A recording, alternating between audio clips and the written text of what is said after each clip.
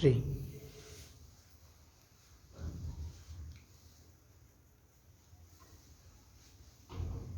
प्रभु यीशु मसीह के नाम से आप सबको मैं जय मसीह की कहता हूँ और मैं विश्वास करता हूँ कि आप अपने स्थान में बिल्कुल ठीक होंगे। एक बार फिर आपकी सेवा के लिए हम प्रभु यीशु के वचनों को बांटने जा रहे हैं, इसलिए आप प्रार्थना के साथ बैठें ताकि प्रभु के पवित्र वचन आपको समझ में आए। हिंदी वचन और पंजाबी वचन YouTube में आपके लिए उपलब्ध है। जब भी आप वचन सीखना समझना चाहते हैं तो आप YouTube की सहायता से प्रभु के वचनों को सीख सकते हैं ताकि प्रभु अपने वचनों से आपको आशीष दे। आइए आज के ध्यान के लिए हम प्रभु के वचनों से पढ़ेंगे अफिसियों की पत्री उसका 2 अध्याय उसका 13 वचन।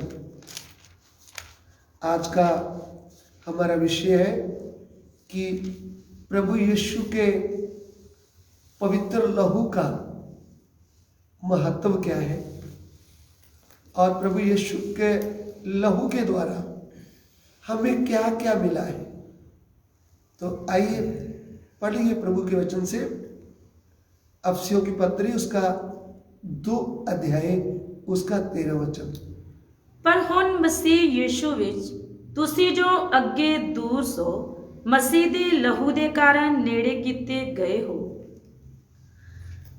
यहाँ पे हमने प्रभु के वचन से पढ़ा है, हिंदी में भी एक बार पढ़ लेंगे। अफिसियों की पत्री 2 का 13। पर अब मसीह यीशु में तुम जो पहले दूर थे मसीह के लहू के द्वारा निकट हो गए हो। आमीन। इधर में हमने देखा है कि पौलुस प्रेरित इफिसस में रहने वाले जो प्रभु में आए हुए विश्वासी भाई बहन थे उनको अपनी पत्री में लिखता है। ध्यान दें, पौलुस प्रेरित इफिसस शहर में करीब 3 साल प्रभु की सेवकाई किया।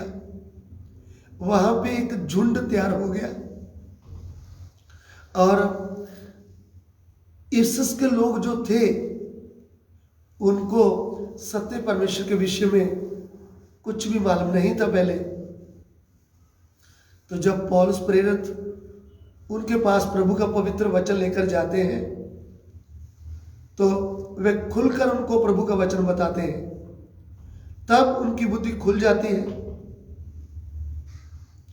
फिर उनको पता चलता है कि सत्य परमेश्वर कौन है। तो फिर जब उधर एक झुंड तैयार हो जाता है, फिर उसके बाद प्रभु का दास प्रभु के कारण जेल में चले जाते हैं और जेल में बैठकर इफिसस के लोगों को एक पत्र लिखते हैं। उसमें उनको याद दिलाते हैं कि आप जब प्रभु में आए हैं, आपने सत्य प्रभु के ऊपर जब विश्वास किया है, आप प्रभु में जब आगे बढ़ रहे हैं, तो एक बात ध्यान रखना कि आप सत्य परमेश्वर के नजदीक कैसे आप आए थे, उसके लिए क्या किया गया था, उसकी कीमत क्या दी गई थी, ये बात गहराई से प्रभु का दास उनको लिखते हैं। तो वही वचन हमने पढ़ा है, हिंदी में एक बार हम फिर पढ़ लेंगे। अफसियों की पत्री उसका 2 अध्याय उसका 13 वचन। अफेसी चैप्टर 2 वर्स 13। पर अब मसीह यीशु में तुम जो पहले दूर थे मसीह के लहू के द्वारा निकट हो गए हो। ये बात हम जब सीख रहे हैं तो हमको ये बात याद दिलाता है कि तुम जो पहले परमेश्वर से दूर थे, मसीह यीशु के लहू के कारण तुम परमेश्वर के पास आ गए, उनके नजदीक आए।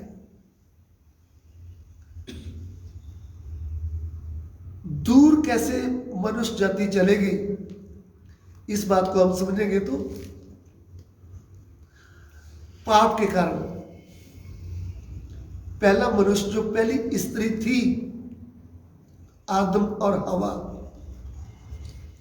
उन्होंने परमेश्वर के विरुद्ध पाप कर दिया था। तो पाप जो था वो उनको परमेश्वर से दूर ले गया था, इतना दूर ले गया था कि वह तड़फने वाली आग के बागी हो गए थे। और पहले ऐसा नहीं था। पहले परमेश्वर उनको अपने स्वरूप और अपनी समानता में बनाया था, वह परमेश्वर के साथ रहते थे, परमेश्वर उनके साथ वास करते थे। लेकिन पाप इतना भयानक है, जिस पाप ने पहली स्त्री पहले पुरुष को परमेश्वर कभी भी पास में नहीं आ सकता, ऐसा आत्मा में आदम और हवा मर गए थे। और जैसे ही उनके द्वारा दुनिया आगे बढ़ी तो सबने पाप में मरे हुए जन्म लिया, आत्मिक तौर पर मरे हुए थे।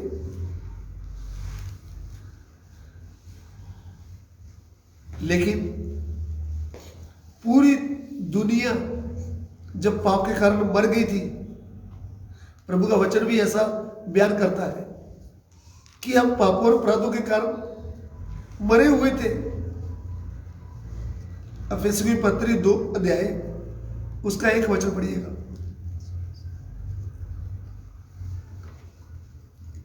ਉਹਨੇ ਤੁਹਾਨੂੰ ਵੀ ਜਾਂ ਤੁਸੀਂ ਆਪਣੇ ਅਪਰਾਧਾਂ ਅਤੇ ਪਾਪਾਂ ਦੇ ਕਾਰਨ ਮੁਰਦੇ ਸੋ ਜਿਵਾ ਲਿਆ। जी, उसने तुम्हें भी जिलाया जो अपने अपराधों और पापों के कारण मरे हुए थे। इधर में हमने पढ़ा है कि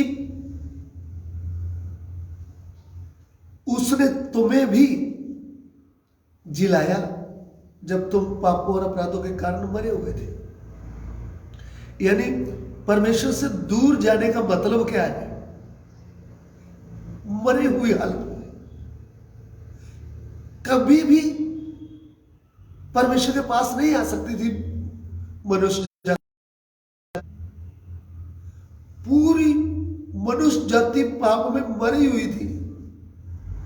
आपको मालूम है, एक इंसान जब जीता है तो जीवन खून में है, लहू में जीवन रहता है। शरीर के तौर पर हम देखें तो, लेकिन इधर में आत्मिक तौर पर जब मनुष्य जाति मर गई है, वाला जीवता वचन मरियम के गर्भ में आता है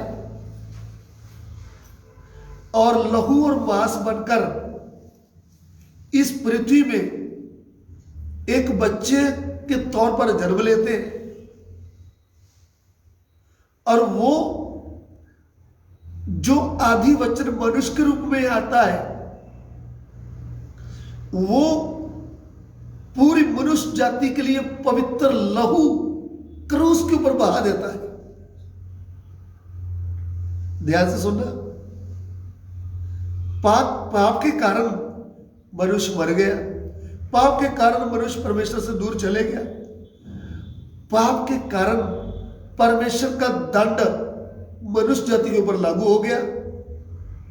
इसलिए परमेश्वर के साथ मनुष्य का मिलाप होना है, या फिर परमेश्वर का क्रोध मनुष्य से दूर होना है, तो उसके लिए पवित्र खून चाहिए, उसके लिए पवित्र बलि चाहिए। तो इस दुनिया में कोई भी पवित्र नहीं था कि जिसको बलि चढ़ाया जाता तो परमेश्वर का क्रोध ठंडा होता और मनुष्य फिर परमेश्वर के पास आता।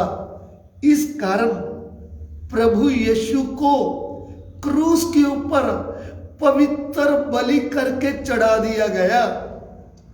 उसका पवित्र लहू जो क्रूस के ऊपर बहाया गया है, उस लहू के कारण मनुष्य को परमेश्वर के पास दोबारा आने का मौका मिला।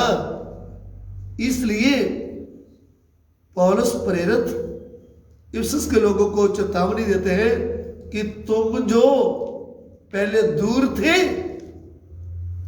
तो प्रिय भाइयों बहनों, प्रभु यीशु का जो पवित्र लहू है, उसने आदम से लेकर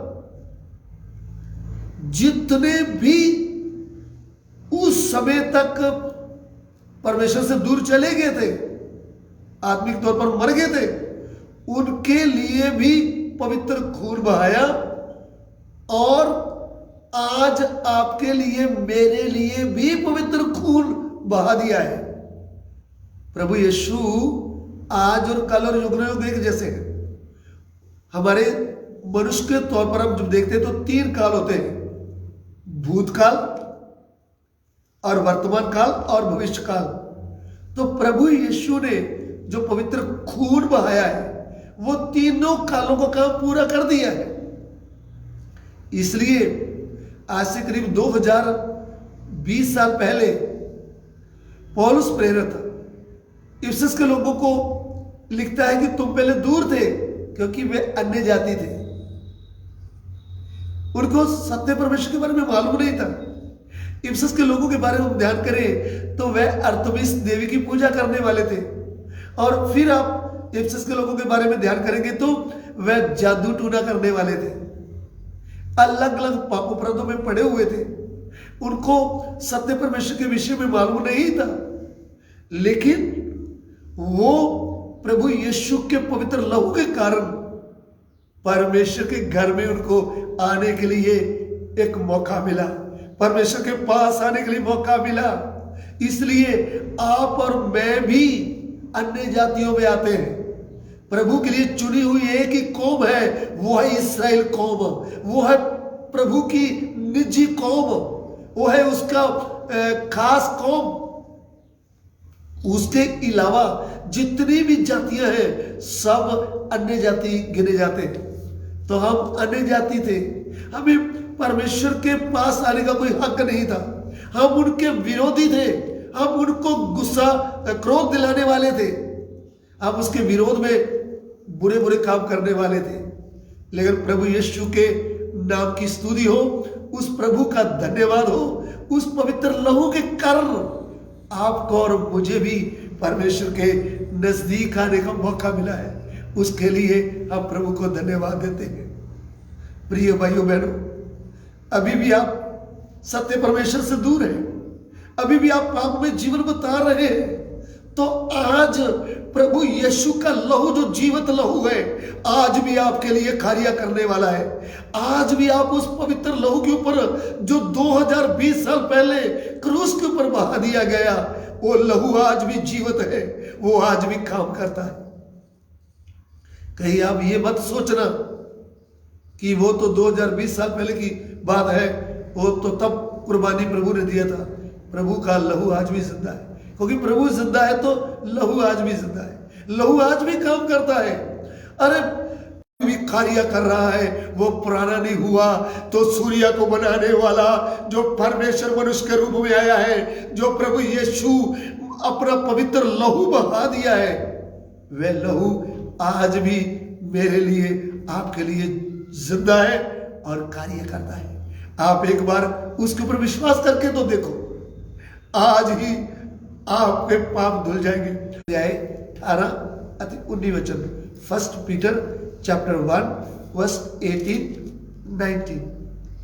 ਕਿਉਂ ਜੋ ਤੁਸੀਂ ਜਾਣਦੇ ਹੋ ਭਈ ਤੁਸੀਂ ਜੋ ਆਪਣੀ ਅਕਾਰਿਤ ਚਾਲ ਤੋਂ ਜਿਹੜੀ ਤੁਹਾਡੇ ਵੱਡਿਆਂ ਤੋਂ ਚੱਲੀ ਆਈ ਹੈ ਨਿਸਤਾਰਾ ਪਾਇਆ, ਸੋ ਨਾਸ਼ਵਾਨ ਵਸਤਾਂ ਅਰਥਾਤ ਸੋਨਾ ਚਾਂਦੀ ਨਾਲ ਨਹੀਂ, ਸਗੋਂ ਮਸੀਹ ਦੇ ਅਮੋਲਕ ਲਹੂ ਨਾਲ ਪਾਇਆ, ਜਿਹੜਾ ਨਿਕਲੰਕ ਅਤੇ ਬੇਦਾਗ ਲੇਲੇ ਦੀ न्याय ਸੀ। क्योंकि तुम जानते हो कि तुम्हारा निकम्मा चाल चलन जो बाप दादों से चला आता है, उससे तुम्हारा छुटकारा चांदी सोने अर्थात नाशवान वस्तुओं के द्वारा नहीं हुआ, पर निर्दोष और निष्कलंक मेमने अर्थात मसीह के बहुमूल्य लहू के द्वारा हुआ। यहाँ पे जैसे हमने पहले सीखा, पौलुस प्रेरित इफिसस में रहने वाले विश्वासी भाई बहनों को चेतावनी देता है कि तुम प्रभु यीशु के पवित्र लहू के कारण परमेश्वर के नजदीक आए हो। इधर में पतरस प्रेरित भी प्रभु में आए हुए विश्वासी भाई बहनों को भी एक चेतावनी देता है। उनको कहता है कि ये बात आप मत भूलना कि भैया तुम्हारा छुटकारा कैसे हुआ है। हे प्रिय भाइयों बहनों, आपका जो गुलाम होता है, इधर में प्रभु का चुने हुए लोग मिस्र में गुलाम थे। उनको मिस्र से और फिरौन राजा से छुटकारा चाहिए था। उनको गुलाम बना के रखा था, उनको परेशान कर रहे थे। उनको कोई छुटकारा देने वाला नहीं था। प्रभु का वचन यूं कहता है कि वह रोते रोते यहोवा परमेश्वर से प्रार्थना करते थे। उनकी आहें परमेश्वर को सुनाई दी। हम निर्गमन की पुस्तक उसका 2 अध्याय उसका 23 वचन पढ़िएगा। निर्गमन की पुस्तक 2 का 23। ਤਾਂ ਐ ਹੋਇਆ ਕਿ ਬਹੁਤ ਦਿਨਾਂ ਦੇ ਪਿੱਛੋਂ ਮਿਸਰ ਦਾ ਰਾਜਾ ਮਰ ਗਿਆ ਔਰ ਇਜ਼ਰਾਈਲੀਆਂ ਨੇ ਗੁਲਾਮੀ ਦੇ ਕਾਰਨ ਹੌਕੇ ਲੈ ਅਤੇ ਧਾਹਾਂ ਮਾਰ-ਮਾਰ ਕੇ ਰੋਏ ਅਤੇ ਇਹਨਾਂ ਦੀ ਦੁਹਾਈ ਜੋ ਗੁਲਾਮੀ ਦੇ ਕਾਰਨ ਸੀ परमेश्वर तक अपड़ी। बहुत दिनों के बीतने पर मिस्र का राजा मर गया। इसराइली कठिन सेवा के कारण लंबी लंबी सांस लेकर आहें भरने लगे और पुकार उठे, और उनकी दुहाई जो कठिन सेवा के कारण हुई वह परमेश्वर तक पहुंची। देखिए, इधर में हम देखते हैं कि इस्राएली लोग जब मिस्र में गुलाम थे तो उनके लिए कठिन सेवा थी। उनको पूरा मजदूरी नहीं मिलता था, उनको अच्छा आदर वगैरह अच्छा खाना नहीं मिलता था, उनको गुलाम बना के रखा था। तो वह रोते रोते जीवते परमेश्वर से प्रार्थना करते थे, लेकिन उनका कहराना, उनका रोना धोना परमेश्वर सुनता है। और सुनने के बाद स्वर्ग से हिरोप पहाड़ के ऊपर उतरता है, हिरोप पर्वत के ऊपर उतरता है और फिर अपने दास मूसा से बात करता है। उनको कहता है कि मैंने उनका प्रार्थना को सुना है, मैंने उनके दुख को देख लिया है, अभी मैं उनको छुटकारा दूंगा। सो प्रभु ने उस समय एक विधि ऐसा दिया कि हरेक इस्राएली अपने परिवार के समेत एक बकरी का मेमने को काटना है, और जब मेमना काटा जाएगा उसका लहू दरवाजे पर लगाना है, और उसके साथ उसी रात में आपको मिस्र से फिर उनकी गुलामी से छुटकारा मिल जाएगा। तो उन्होंने परमेश्वर की आज्ञा के अनुसार एक मेमने को काटा है, एक एक मेमने को काटा और उनका लहू लगाया। उनके जो बकरी का मेमना काटा गया था, उनका छुटकारा मिस्र से हुआ। लेकिन इधर में जब मनुष्य शैतान का गुलाम है, मृत्यु का गुलाम है, शराब का गुलाम है, इस गुलामी से उनको कहां से छुटकारा मिलेगा? उनको कभी भी छुटकारा मिल नहीं सकता। इसलिए प्रभु यीशु की उस पवित्र लहू के कारण जो क्रूस के ऊपर बहाया गया, पूरी मनुष्य जाति का छुटकारा हो गया है। इसलिए जो भी उस पवित्र लहू के ऊपर विश्वास करता है, चाहे वो अमीर है चाहे गरीब है, चाहे कौन सी भी जाति का क्यों ना हो, चाहे कौन से भी धर्म में लिंक क्यों ना रखता हो, सब के लिए एक पवित्र लहू जो क्रूस पर बहाया गया है, उस लहू के द्वारा छुटकारा होता है। आज भी मैं भी शैतान का गुलाम था। सानू निस्तारा अर्थात पापां दी माफी मिलती है जी। उसी ने हमें अंधकार के वश से छुड़ाकर अपने प्रिय पुत्र के राज्यों में प्रवेश कराया, जिसमें हमें छुटकारा अर्थात पापों की क्षमा प्राप्त होती है। जिसमें हमें छुटकारा मिला है। पौलुस प्रेरित को भी यह अनुभव हुआ कि पवित्र खून के द्वारा हमें क्या मिला है? छुटकारा। शैतान इस बात को जान गया है कि प्रभु यीशु ने पवित्र खून देकर हमें छुटकारा दिया है। अफेसियों की पत्री उसका 1 अध्याय उसका 7 वचन, ਜਿਹਦੇ ਵਿੱਚ ਉਸ ਦੇ ਲਹੂ ਦੇ ਦੁਆਰਾ ਸਾਨੂੰ ਨਿਸਤਾਰਾ ਅਰਥਾਤ ਅਪਰਾਧਾਂ ਦੀ ਮਾਫੀ ਉਹਦੀ ਕਿਰਪਾ ਦੇ ਧਨ ਅਨੁਸਾਰ ਮਿਲਦੀ ਹੈ।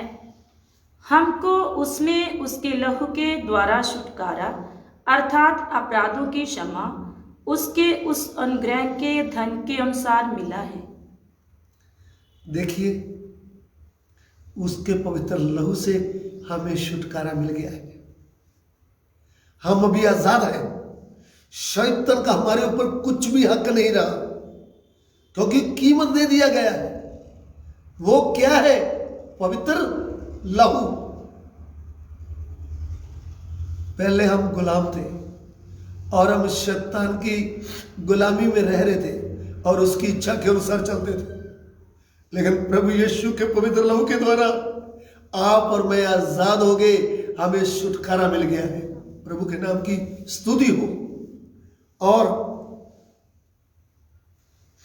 उसके साथ साथ हमें पापों की क्षमा मिला है।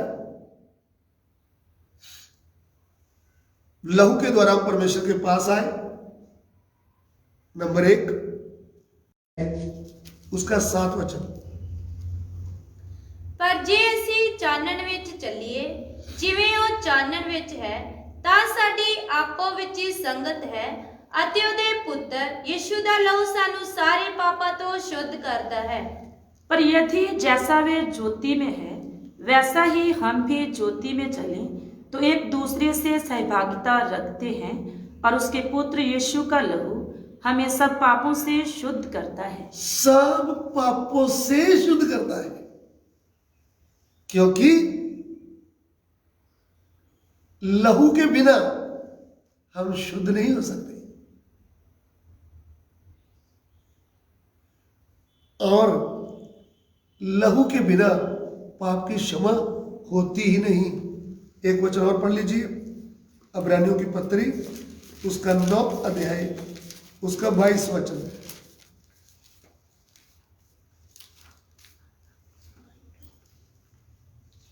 ਅਤੇ ਸ਼ਰ੍ਹਾ ਦੇ ਅਨੁਸਾਰ ਲਗਭਗ ਸਾਰੀਆਂ ਵਸਤਾਂ ਲਹੂ ਨਾਲ ਸ਼ੁੱਧ ਕੀਤੀਆਂ ਜਾਂਦੀਆਂ ਹਨ ਅਤੇ ਬਿਨਾਂ ਲਹੂ ਵਹਾਏ ਮਾਫੀ ਹੁੰਦੀ ਹੀ ਨਹੀਂ। सच तो ये है कि व्यवस्था के अनुसार प्राय सब वस्तुएं लहू के द्वारा शुद्ध की जाती हैं और बिना लहू बहाए पापों की क्षमा नहीं। बिना लहू बहाए पापों की क्षमा नहीं। इसलिए पहले क्या था, पाप किया है तो उसके लिए 1 साल के बाद, सबसे पहले जब पाप किया तो तब एक मेमना या फिर एक कलेला लेकर आना है। ऐसे आप परमेश्वर के पास नहीं आ सकते क्योंकि आपने पाप किया है। तो जितनी बार भी पाप करेंगे उतनी बार आपको क्या लाना पड़ेगा, मेमना या फिर लेला। लेकिन फिर भी आपके पाप क्षमा नहीं होंगे, आपके पाप आपको याद आते रहेंगे, क्योंकि 1 साल में खून याजक आकर चढ़ाते हैं पापों की क्षमा के लिए। लेकिन प्रभु के नाम की स्तुति हो, प्रभु यीशु खुद ही एक लेले के समान हम सब के पापों को क्या कर लिया है, अपने ऊपर ले लिया है और हमारे पापों को मिटा डाला है। हमारा भूतकाल क्या कर दिया, खत्म कर दिया है। अभी हमारा भूतकाल जो हमने पाप किए थे वो सब क्या कर दिए, खत्म कर दिए। अभी हमको वो याद नहीं आएंगे क्योंकि पूरी तौर से हमको शुद्ध कर दिया है, हमको धर्मी बना दिया है कि ऐसे जैसे हमने कभी पाप किया ही नहीं। प्रभु के नाम की स्तुति हो। पापों की हमें माफी मिला है प्रभु के लहू के द्वारा, और प्रभु का लहू हमें पापों से क्या कर देता है, शुद्ध कर देता है। और प्रभु के लहू के द्वारा हमें क्या मिला है, हम इब्रानियों की पत्री उसका 9 अध्याय उसका 14 वचन पढ़ेंगे। ਤਾਂ ਕਿੰਨਾ ਹੀ ਵਧੇਕ ਮਸੀਹ ਦਾ ਲਹੂ ਜਿਨੇ ਸਦੀਪਕ ਆਤਮਾ ਦੇ ਰਾਹੀਂ ਆਪਣੇ ਆਪ ਨੂੰ ਦੋਸ਼ ਰਹਿਤ ਪਰਮੇਸ਼ਵਰ ਦੇ ਅੱਗੇ ਚੜਾਇਆ, ਤੁਹਾਡੇ ਅੰਤਕਰਨ ਨੂੰ ਮੁਰਦਿਆਂ ਕੰਮਾਂ ਤੋਂ ਸ਼ੁੱਧ ਕਰੇਗਾ, ਭਾਈ ਤੁਸੀਂ ਜਿਉਂਦੇ ਪਰ। आदम हवा जब पाप किया तो उनका विवेक मर गया था। जब विवेक मर गया फिर वो जीवित परमेश्वर को छोड़कर अपनी मर्जी से भक्ति कर रहे थे। विवेक मर गया तो पाप क्या है मनुष्य को समझ में नहीं आता। कितनी बार झूठ बोलेगा तो कुछ भी उनको समझ नहीं आती क्योंकि विवेक मर गया है। क्या जुल्म हो रहा है, क्या गलत हो रहा है, मनुष्य को खुद भी समझ में नहीं आता। लेकिन प्रभु के नाम की स्तुति हो, प्रभु यीशु क्रूस के ऊपर पवित्र खून देने के कारण उस लहू के ऊपर विश्वास करने वाला भाई बहन को सबसे पहले विवेक जीवित हो जाता है। यीशु मसीह के वचन को सुनते ही उसकी पवित्र खून बहाया गया, किसके लिए, पूरी मनुष्य जाति के लिए। ये वचन सुनते ही मनुष्य के कानों के द्वारा उनके अंदर रोशनी आती है और उनको पता चलता है मैं गलत कर रहा हूं, मैं पापी हूं। जब उनको समझ में आता है मैं पापी हूं तो वो पश्चाताप करता है। पश्चाताप करने के बाद उसको ये बात समझ में आता है अब तक मैं मरों की पूजा करता रहा, पत्थर लकड़ मिट्टी पेड़ मनुष्य की पूजा करता रहा, जीवता परमेश्वर एक ही है, वो है प्रभु यीशु। फिर वो मनुष्य खुद निर्णय लेता है हृदय से कि आज से मैं जीवते परमेश्वर की उपासना करूंगा, जीवते परमेश्वर की आराधना करूंगा। उनका विवेक क्या हो गया, जीवित हो गया है। प्रिय भाइयों बहनों, हम भी पहले पापों अपराधों के कारण मरे हुए थे। हमें मालूम नहीं था सच्चे और जिंदा और सदा रहने वाला परमेश्वर कौन है। लेकिन आज हमारी बुद्धि खुल गई, आज हमें पता चल गया आकाश को पृथ्वी को बनाने वाला एक ही सच्चा परमेश्वर है, वो है प्रभु यीशु। जब हमें पता चला तो हम इस सच्चे और जीवते परमेश्वर की स्तुति करने लग गए। हमने मरों को छोड़ दिया है, क्योंकि हमारा विवेक क्या हो गया है, जिंदा हो गया है। फिर विवेक जिंदा हो गया तो हम जिंदे खुदा की, जिंदे परमेश्वर की स्तुति कर रहे हैं, जीवते परमेश्वर की आराधना कर रहे हैं। जो पापों और अपराधों में मरे हैं वो जीवते परमेश्वर की आराधना नहीं कर सकते, वो मरों की आराधना करते हैं। जितने भी इस पृथ्वी में आए वो आकर मर गए, आज उनकी मूर्तियां हैं, आज उनके नाम पे जगह बना हुआ है, लेकिन मृत्यु ने उनको खा लिया।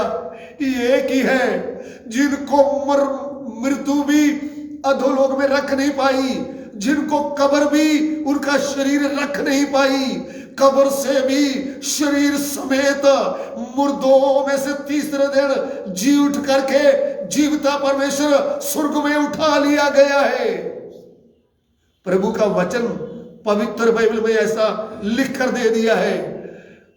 कुछ बहन लोग कब्र में सुबह सुबह भोर में गई थी, वो प्रभु यीशु की लाश देखने गई थी कि वहां लाश पड़ा है, हम उसमें थोड़ा सा सेंट वगैरह सुगंध डालकर आएंगे। लेकिन जब उधर जाकर देखा कब्र खाली पड़ी है, वो कब्र के ऊपर जो पत्थर था वो भी नहीं है जो उसको ढांपा हुआ था, लेकिन वो हैरान हो रही है कोई लाश उठाकर ले गया है। लेकिन उसी समय जब वह हैरानी में थी, वो स्वर्गदूत उधर आते हैं, वो कहते हैं हे बहन जी, हे बहनों, आप इधर में क्यों परेशान होकर खड़ी है? आप जीवते को मरों में क्यों ढूंढ रही है? वो मर गया था लेकिन वो मुर्दों में से जी उठा है, वो जीवता परमेश्वर है, उसको कोई मार नहीं सकता, वो खुद मुर्दों में से जी उठा है। वो प्रिय भाइयों बहनों, आज भी वो जिंदा परमेश्वर आपको जीवन देने के लिए तैयार है। आप उसकी आवाज सुनेंगे तो, आप उनके ऊपर विश्वास करेंगे तो आज आपके विवेक जिंदा हो जाएंगे, आपको सच्ची शांति मिल जाएगी, आप जीवते परमेश्वर की आराधना कर ले पाएंगे। प्रभु के नाम की स्तुति हो। सो परमेश्वर ने मनुष्य जाति के लिए इतना बड़ा दरवाजा खोल कर दे दिया है। मनुष्य जाति के लिए पवित्र लहू के द्वारा कितने हमारे लिए रास्ते खुल गए। अभी हम एक और वचन पढ़ेंगे, इब्रानियों की पत्री उसका 10 अध्याय उसका 19 वचन। उपरंत हे प्रभु, ਜਦੋਂ ਸਾਨੂੰ ਯਿਸੂ ਦੇ ਲਹੂ ਦੇ ਕਾਰਨ ਪਵਿੱਤਰ ਸਥਾਨ ਦੇ ਅੰਦਰ ਜਾਣ ਦੀ ਦਲੇਰੀ ਹੈ,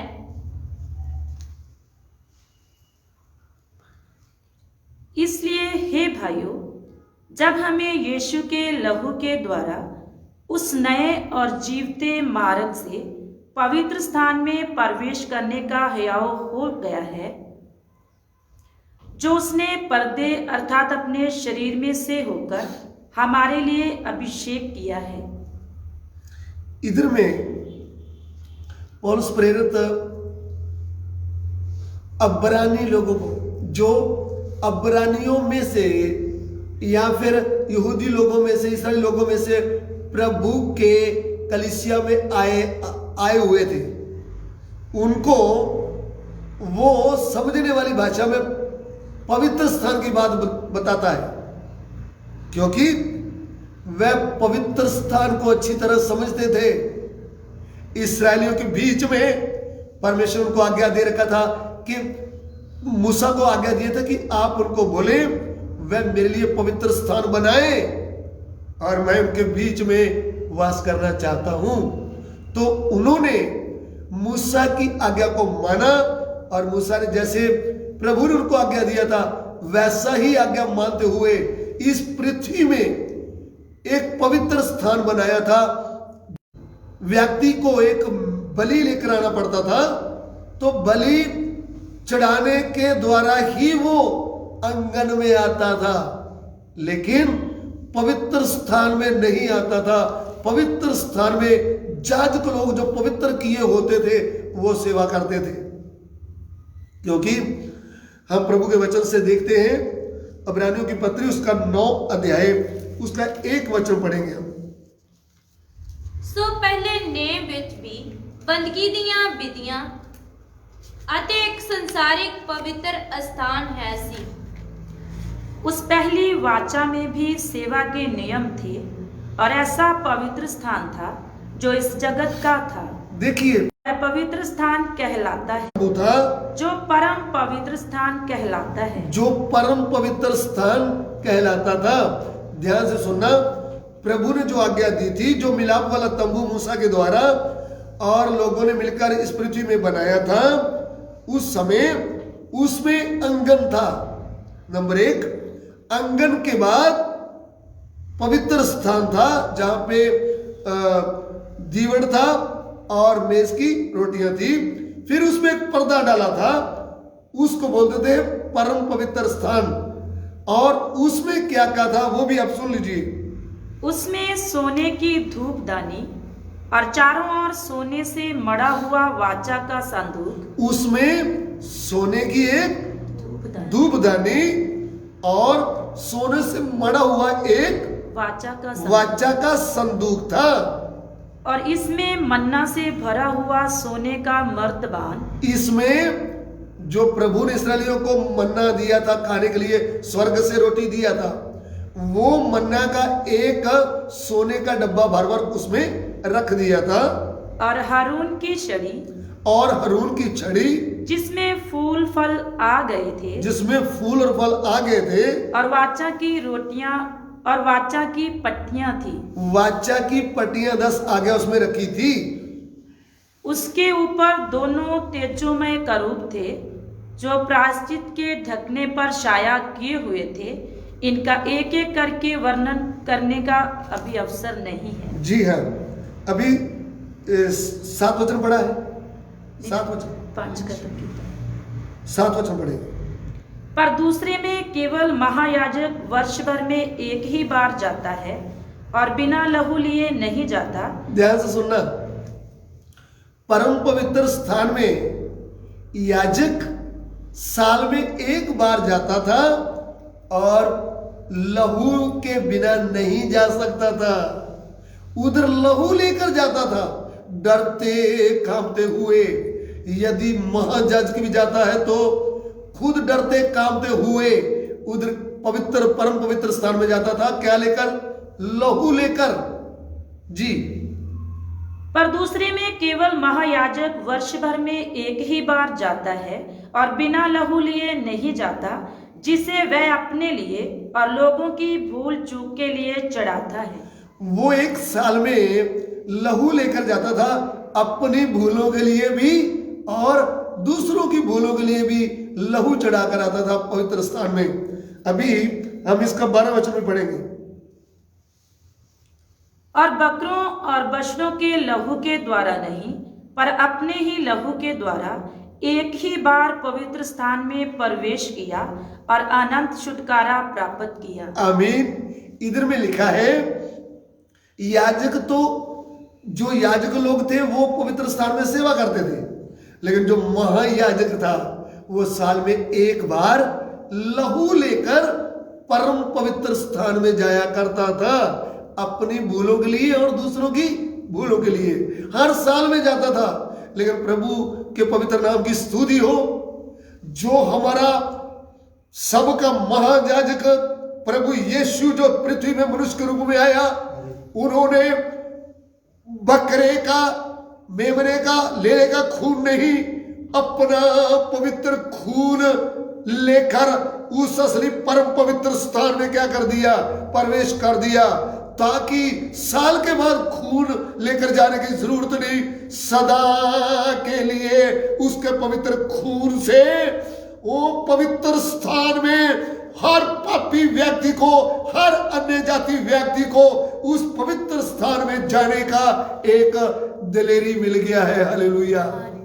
इसलिए हम सब के लिए उन्होंने जो पवित्र खून बहा दिया, वो असली पवित्र स्थान में परमेश्वर के पास चले गए, क्योंकि इस पृथ्वी में जो पवित्र स्थान बनाया था वो स्वर्गीय पवित्र स्थान का एक नमूना था। प्रभु के नाम की स्तुति हो। सो प्रभु यीशु के द्वारा हमें पवित्र स्थान में परमेश्वर के सामने जाने के लिए, परमेश्वर के साथ जाने के लिए एक बड़ा दिलेरी मिल गया है। प्रभु के नाम की स्तुति हो।